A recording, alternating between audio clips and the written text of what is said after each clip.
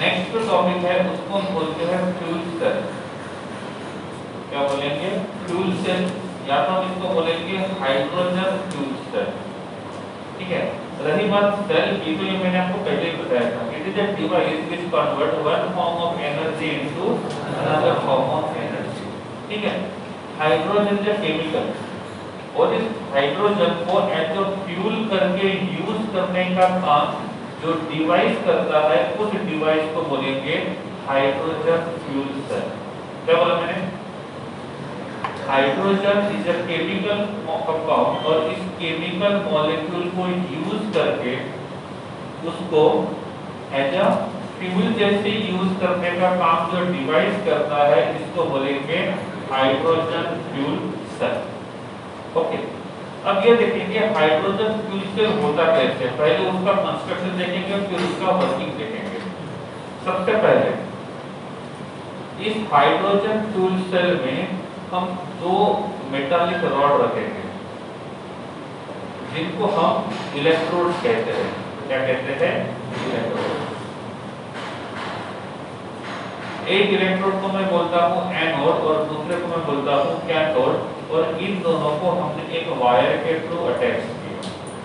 अब ये देखने की जरूरत नहीं है कि एनोड के ऊपर कौन सा चार्ज है और कैथोड के ऊपर कौन सा चार्ज है। इतना याद रखना है, एनोड के ऊपर होगा ऑक्सीडेशन और कैथोड के ऊपर होगा रिडक्शन।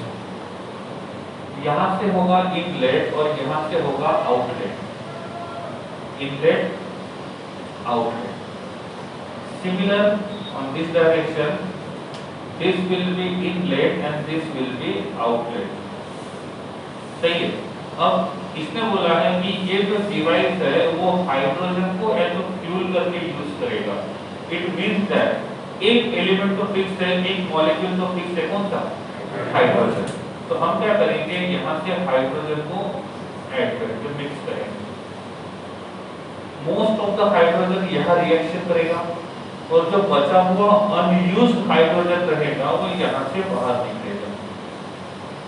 सिमिलरली यहाँ से हम लोग ऑक्सीजन मॉलिक्यूल को इनसाइड में लेके जाएंगे, यहाँ पे ये रिएक्शन करेगा और बचा हुआ जो ऑक्सीजन रहेगा यहाँ से बाहर निकलेगा। ठीक है, तो कंस्ट्रक्शन हो गया। ठीक है। अब एनोड के ऊपर ऑक्सीडेशन होगा, कैथोड के ऊपर रिडक्शन होगा।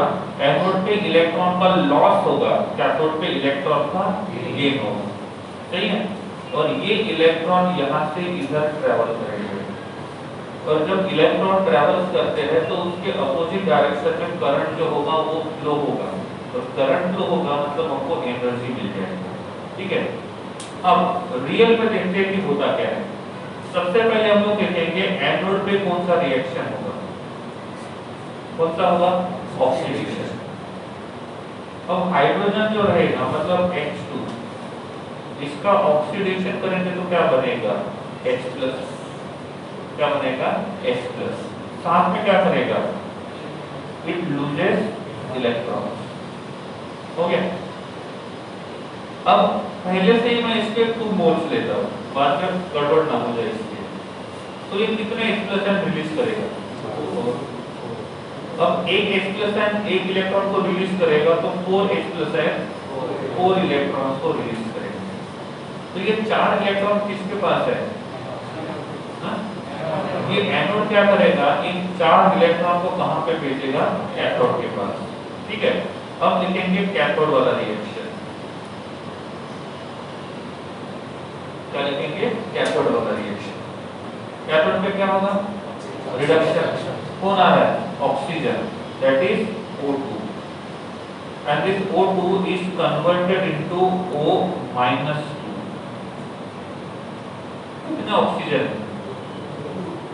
इसको 2 से मल्टीप्लाई किया।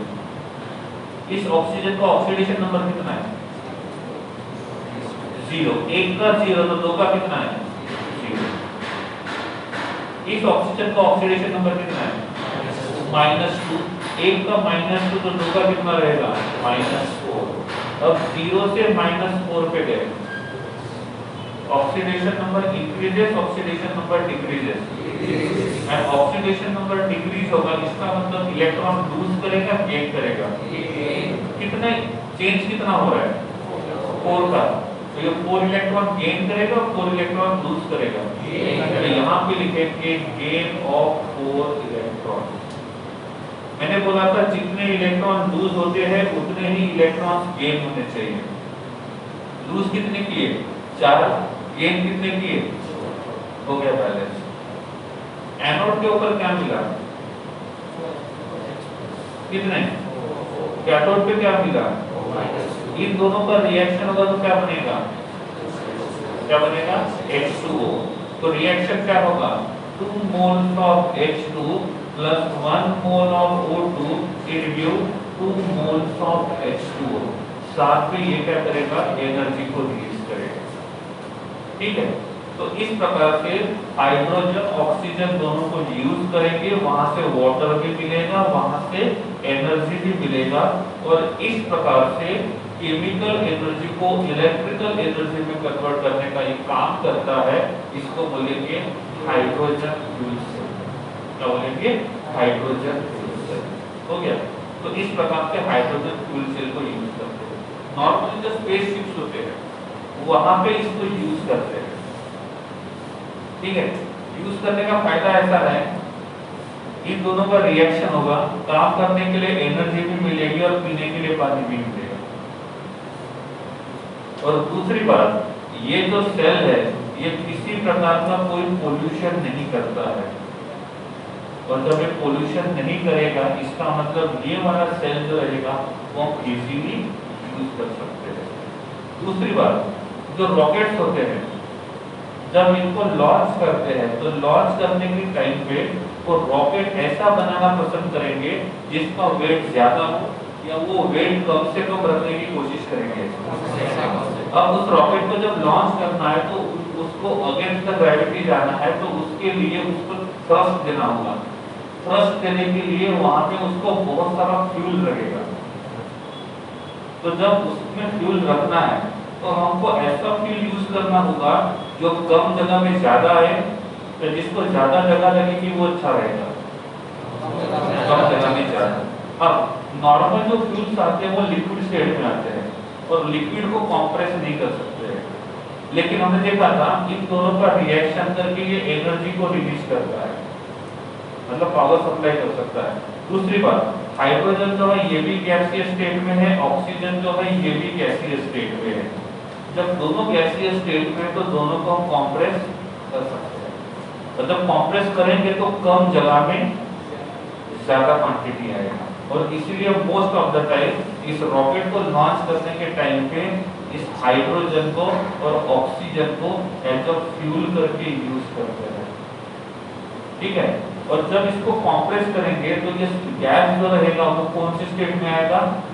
लिक्विड। जैसे बोलते हैं ना LPG, liquefied petroleum gas, normally होता तो वो गैसीय स्टेट में है, लेकिन उसको कंप्रेस किया हुआ है तो हमको ऐसा लगता है कि वो लिक्विड स्टेट में है। ठीक है, तो इस प्रकार से इसको बोलते हैं लिक्विड हाइड्रोजन, इसको बोलेंगे लिक्विड ऑक्सीजन, और उसको रॉकेट में एज अ फ्यूल करके यूज करते हैं।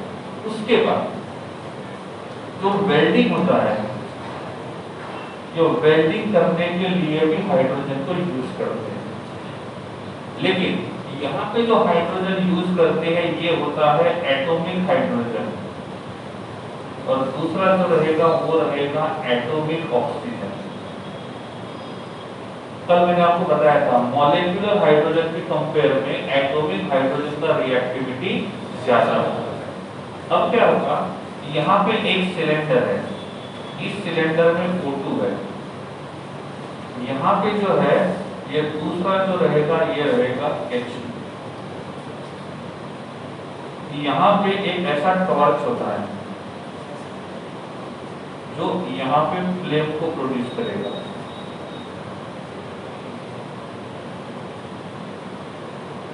ठीक है, और यहाँ पे एक छोटा सा नॉब होता है, जैसे वो नॉब को प्रेस करेंगे तो फ्लेम बाहर निकलता है, नॉब को छोड़ देंगे तो फ्लेम निकलना बंद हो जाता है। ठीक है, अब यहाँ से हाइड्रोजन से एक पाइप यहाँ पे आता है, दूसरा पाइप ऑक्सीजन के सिलेंडर में से आता है। यहाँ आने के बाद इन दोनों का मिक्सअप होता है। ठीक है, जैसे एलपीजी गैस कंबस्टिबल है कि नहीं है? एलपीजी गैस कंबस्टिबल है कि नहीं है? अब हमने क्या किया, एलपीजी गैस का जो बर्नर रेगुलेटर है उसमें से हमने पाइप निकाल दिया जो सेकेंडरी तरफ जा रहा है और हमने उस रेगुलेटर को ऑन कर दिया। वहां से क्या होगा, गैस बाहर निकलेगा, लेकिन तुरंत वो फ्लेम को प्रोड्यूस नहीं करेगा। वो तब जब थोड़ा सा स्पार्क हम प्रोड्यूस करेंगे, थोड़ा सा एक्टिवेशन एनर्जी हम सप्लाई करेंगे, तो एक्टिवेशन एनर्जी सप्लाई करने के तुरंत बाद वो क्या करेगा, वहां पे फ्लेम को प्रोड्यूस करेगा। यहाँ पे ये दोनों के दोनों कंबस्टिबल है, लेकिन ये बाहर निकलने के तुरंत बाद फ्लेम को प्रोड्यूस नहीं करेंगे। तो इसके लिए क्या करना होगा, हमको यहाँ पे थोड़ा सा क्या करना होगा, स्पार्क प्रोड्यूस करना होगा। अब इस नॉब को प्रेस किया, यहाँ से इनडोर का मिक्सचर बाहर निकल रहा है और जैसे यहाँ पे बस स्पार्क को प्रोड्यूस करेंगे तो यहाँ से क्या हो जाएगा, फ्लेम प्रोड्यूस हो जाएगा। और इसका मतलब H2 और O2 इन दोनों का रिएक्शन हो रहा है, वाटर तो बन रहा है, साथ में एनर्जी भी मिलेगा। यहाँ पे जो टेम्परेचर होता है फ्लेम का, ये अप्रोक्सीमेट होता है 4000 केल्विन के आसपास, और इसीलिए इसको वेल्डिंग करने के लिए क्या करते हैं, यूज करते हैं। एक्चुअल में सॉलिड, लिक्विड और गैस, इन तीनों में से कौन से स्टेट में मिक्सिंग करना इजी होता है? गैस, और सबसे कम सॉलिड। ओके, मैंने सॉलिड को और मोल्टन स्टेट दोनों को कंपेयर किया, तो दोनों में से किसमें मिक्सिंग इजी होगा? Molten state. ठीक है, अब हुआ ऐसा कि ये दो मेटल के जो रॉड है इनको ज्वाइन करना है, तो डायरेक्टली ज्वाइन हो सकते हैं नहीं, तो इसके लिए क्या करना होगा, इस फ्लेम में इसको रखना होगा। जैसे ही फ्लेम यहाँ पे आएगा तो ये सॉलिड जो रहेगा वो क्या हो जाएगा, मेल्ट हो जाएगा, और मेल्ट होने के बाद वो एक दूसरे के साथ मिक्स हो जाएगा। मिक्स होने के बाद क्या करेंगे, हम फ्लेम को बंद कर देंगे और इसको ठंडा होने का इंतजार करेंगे।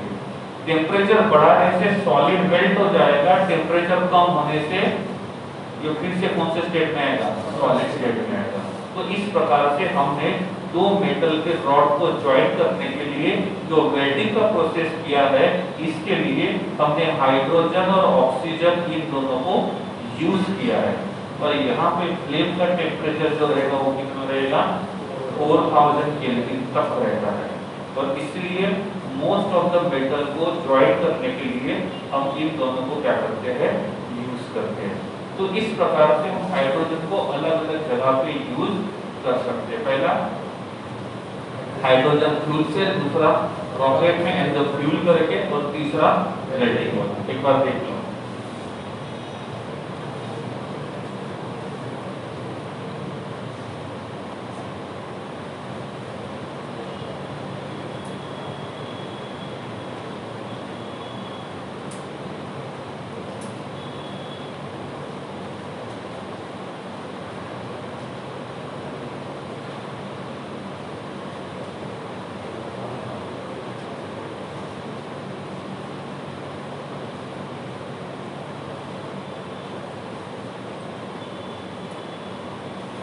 लिख सकते हैं।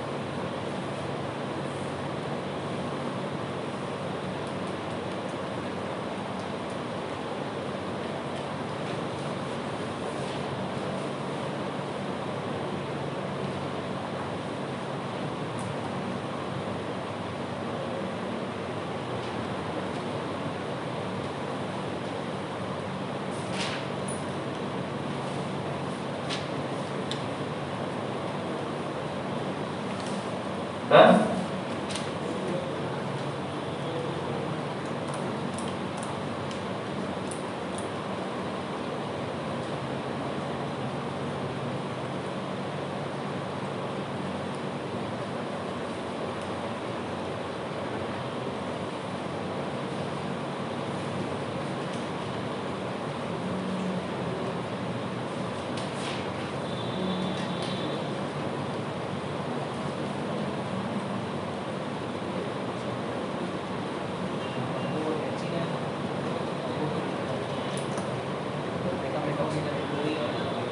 एटॉमिक बोला जाएगा, हाँ O और H।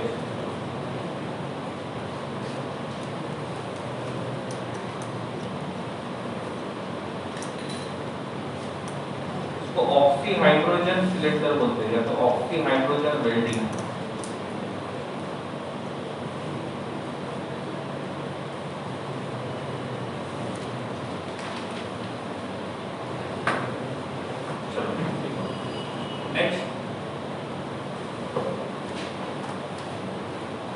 कुछ बेसिक टर्म्स है वो लिखना है, ठीक है।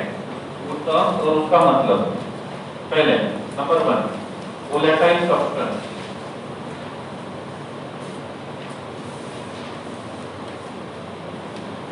वोलेटाइल सब्सटेंस क्या होता है मतलब? The substance which easily evaporate, the substance which easily evaporate called as volatile।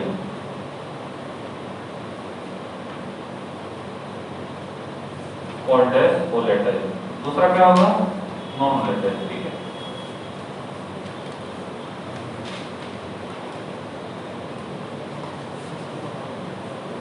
एक ही लिखना है वोलेटाइल, नॉन वोलेटाइल लिखोगे।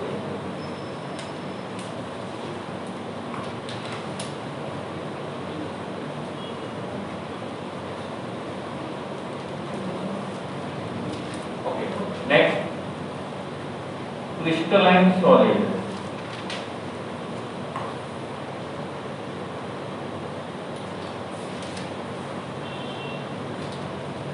crystalline solid मतलब crystalline solid एक बार पता है ना, the substance in which the solid in which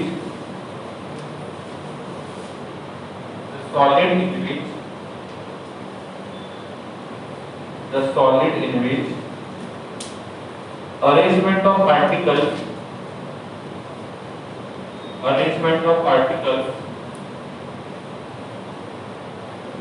in bracket lattice point, in bracket lattice point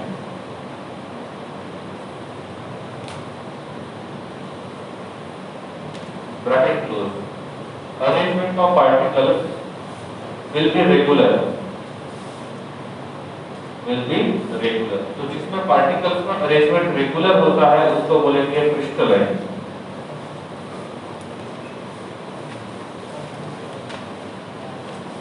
next आता है एमॉर्फस सॉलिड। नेक्स्ट आता है एमॉर्फस सॉलिड।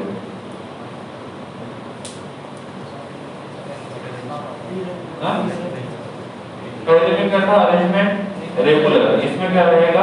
इररेगुलर। वही चेंज करके बाकी डेफिनेशन एज इट इज लिखना है।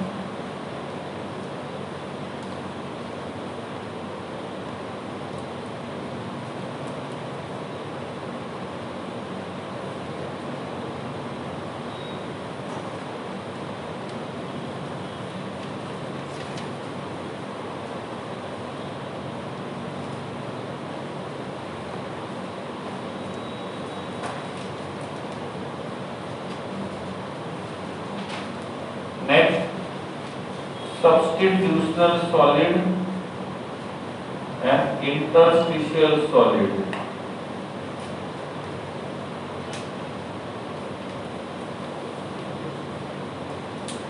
पहले मतलब समझ लेते हैं।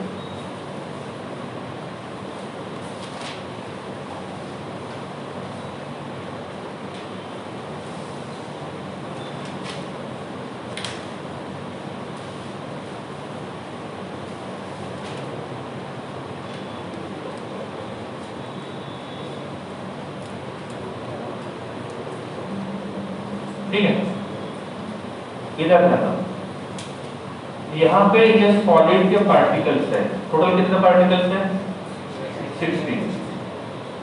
अब इस बॉक्स के अंदर जितना स्पेस है, क्या पूरा का पूरा स्पेस पार्टिकल्स ने ऑक्युपाई किया है? थोड़ा स्पेस बाकी है। तो जो स्पेस बाकी होता है उसको बोलते हैं इंटरस्टिशियल स्पेस। क्या बोलेंगे? Interstitial space. तो डेफिनेशन क्या होगा इंटरस्टिशियल स्पेस का? The vacant space present in between the particles is called as interstitial space. मैं स्पेस का डेफिनेशन बता रहा हूं, सॉलिड का नहीं, ठीक है। तो इंटरस्टिशियल स्पेस का डेफिनेशन हो गया, it is the free space present between particles. हो गया। तो यहाँ पे ये रहेगा इंटरस्टिशियल स्पेस। हम इसकी बात करेंगे तो ये रहेगा इंटरस्टिशियल स्पेस, यहाँ पे ये रहेगा इंटरस्टिशियल स्पेस, ठीक है। अभी मुझे थोड़ी सी इम्प्यूरिटी यहाँ पे ऐड करनी है, या तो कोई दूसरा सब्सटेंस मुझे ऐड करना है। दो तरीके से कर सकता हूँ, या तो मैं सब्सटेंस यहाँ पे ऐड कर सकता हूँ, और यहाँ पे मुझे ये सब्सटेंस इम्प्यूरिटी ऐड करने के लिए किसी सॉलिड पार्टिकल को वहां से रिमूव करने की जरूरत है कि नहीं है? नहीं। तो अभी मैंने जो इम्प्यूरिटी है वो कहाँ पे ऐड की है? इंटरस्टिशियल। और इस टाइम पे जो सॉलिड बनता है उस सॉलिड को बोलते हैं इंटरस्टिशियल सॉलिड। दूसरा ऑप्शन मेरे पास है, इसमें से मैं किसी एक पार्टिकल को निकाल दूं और उस पार्टिकल की जगह में किसी दूसरे पार्टिकल को ऐड कर दूं, तो इसको मैं क्या बोलूंगा? क्या बोलूंगा? सब्स्टिट्यूशन। सब्स्टिट्यूशन क्यों बोला हमने? क्योंकि हमने एक पार्टिकल को निकाल के वहां पे किसी दूसरे पार्टिकल को ऐड किया है, ठीक है। तो एक होगा सब्स्टिट्यूशन और दूसरा होगा इंटरस्टिशियल। लिखोगे क्या उसमें? जिस सॉलिड में एक पार्टिकल को निकाल के हम उसके जगह दूसरे पार्टिकल को ऐड करेंगे उसको बोलेंगे सब्स्टिट्यूशन। और इसमें क्या लिखेंगे? हम बिना किसी को रिमूव किए फ्री स्पेस में हम पार्टिकल ऐड करते हैं और उसके बाद जो सॉलिड बनता है उसको बोलेंगे इंटरस्टिशियल, ठीक है। अब सब्स्टिट्यूशनल और इंटरस्टिशियल के लिए कौन सी कंडीशन जरूरी है? हम जो इम्प्यूरिटी ऐड करने वाली है या जो पार्टिकल्स हम ऐड करने वाले हैं उसके हिसाब से सब्स्टिट्यूशनल सॉलिड बनाने के लिए हम जो सब्सटेंस ऐड करने वाले हैं उस पार्टिकल का साइज इस सॉलिड के पार्टिकल के साइज इतना होना चाहिए, इससे बहुत बड़ा होना चाहिए या बहुत छोटा होना चाहिए? उसके जैसा होना चाहिए। इंटरस्टिशियल के लिए क्या होगा? पार्टिकल का साइज बहुत ज्यादा होना चाहिए, उतना ही होना चाहिए, उससे बहुत कम होना चाहिए। ओके, एग्जांपल, सपोज ये आयरन का बना हुआ है और यहाँ पे मैंने कॉपर के पार्टिकल को ऐड किया। इसके पास टोटल नंबर ऑफ शेल जो है वो 4 है, इसके पास भी टोटल नंबर ऑफ शेल जो है वो 4 है। तो मैंने क्या किया? आयरन के पार्टिकल्स को निकाल के वहां पे कॉपर को लगा दिया। तो ये कौन सा सॉलिड बनेगा? सब्स्टिट्यूशनल, इंटरस्टिशियल? इन केस मैं बोलता हूँ ये आयरन है और इसके जगह में निकाल के यहाँ पे हाइड्रोजन को लगा दिया, ठीक है। इसके पास नंबर ऑफ शेल कितने हैं? 4। इसके पास शेल कितना है? 1। मतलब इसके कंपेयर में इसका साइज जो रहेगा वो बहुत कम रहेगा और साइज इतना ज्यादा कम रहेगा कि वो यहाँ पे आ सकता है। तो ये वाला कौन सा बनेगा? सब्स्टिट्यूशनल। और ये वाला जो रहेगा ये रहेगा interstitial. Write down about substitutional and interstitial.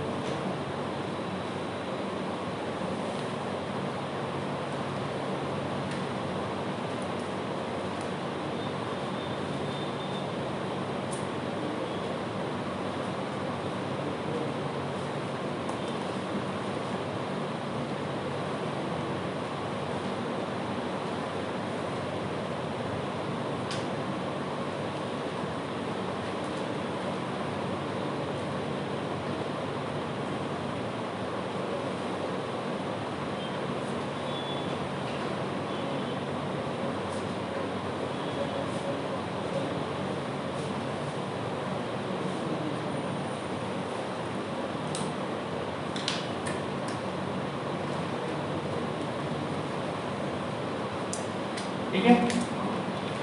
Next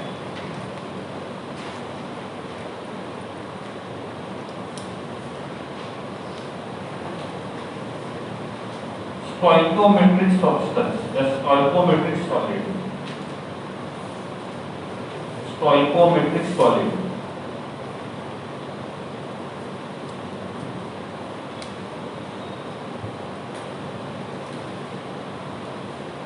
क्या होगा इसका मतलब?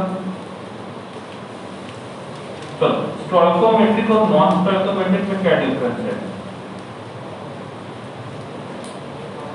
स्टोइकोमेट्रिक एंड नॉन स्टोइकोमेट्रिक में क्या डिफरेंस है?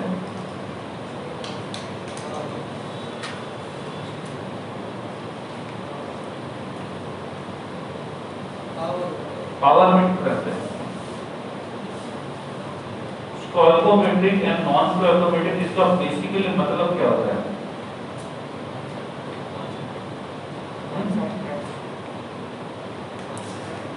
Concentration.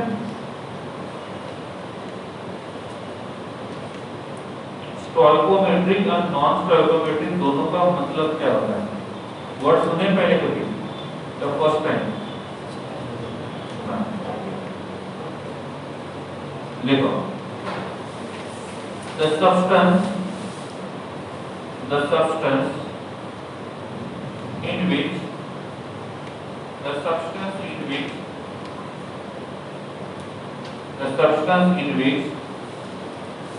the ratio of constituent particles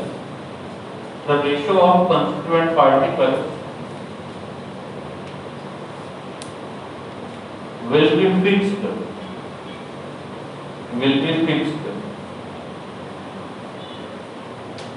That substance is called as stoichiometry. That substance is called as stoichiometry.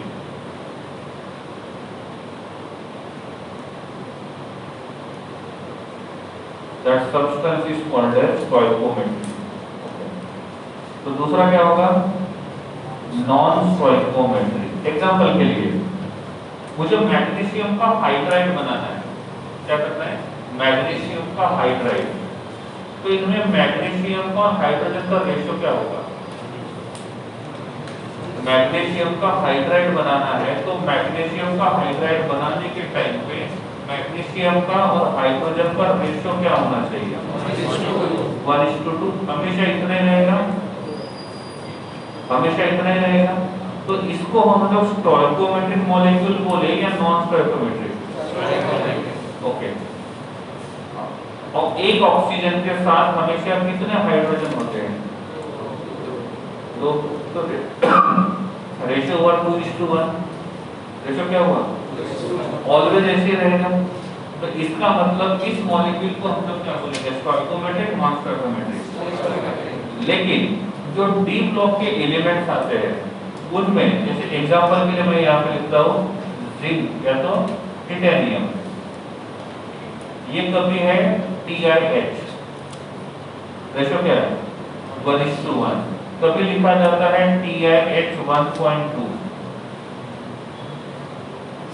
इसका मतलब इसके 100 पार्टिकल्स रहेंगे तो इसके कितने रहेंगे? 120। कभी ऐसा लिखा जाएगा TiH 0.8।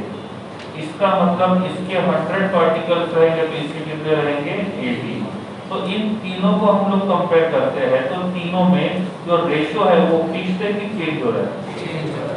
और ऐसे सब्सटेंस को हम बोलते हैं नॉन स्टोइकोमेट्रिक सब्सटेंस। तो ये स्पेशली जो होता है ये D and F block elements के लिए ऐसा होता है जिनके रेशियो जो रहेगा वो फिक्स नहीं होगा। लेकिन जब एस ब्लॉक और पी ब्लॉक की बात करते हैं तो वहां पे हमेशा रेशियो कैसा होता है? फिक्स्ड होता है। समझा? तो एक होता है स्टोइकोमेट्रिक और दूसरा होता है नॉन स्टोइकोमेट्रिक। अब लिख सकते हो स्टोइकोमेट्रिक और नॉन स्टोइकोमेट्रिक का एग्जांपल।